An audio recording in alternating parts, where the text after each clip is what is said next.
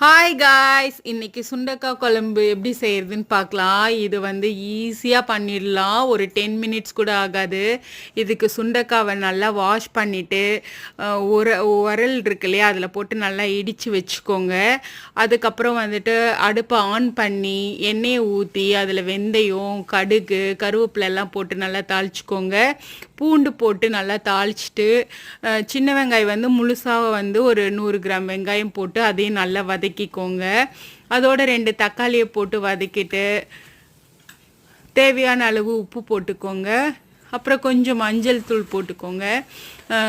சுண்டல் இருக்கு இல்லையா, இடித்து வச்சுருக்கோம்ல சுண்டைக்காய், அதையும் போட்டு நல்லா வதக்கிட்டு அதுக்கப்புறம் குழம்பு மிளகாய் தூள் வீட்டிலேயே நம்ம அரைச்சி வச்சுருக்கோம். அதை ஒரு ஒரு 3 ஸ்பூன் போட்டு அதையும் போட்டு நல்லா வதக்கிட்டு புளி கொஞ்சம் ஒரு லெமன் சைஸில் எடுத்து வச்சுருக்கோம், அதையும் போட்டு கரைச்சிக்கோங்க. கரைச்சி அதிலே ஊற்றிடுங்க.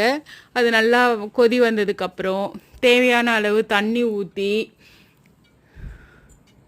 அது நல்லா வந்ததுக்கப்புறம் வேணும் அப்படின்னா தேங்காய் அரைச்சி ஊற்றிக்கலாம். வேண்டான்றவங்க அப்படியே ப்ளைனாக சாப்பிட்டாலும் ரொம்ப நல்லா தான் இருக்கும்.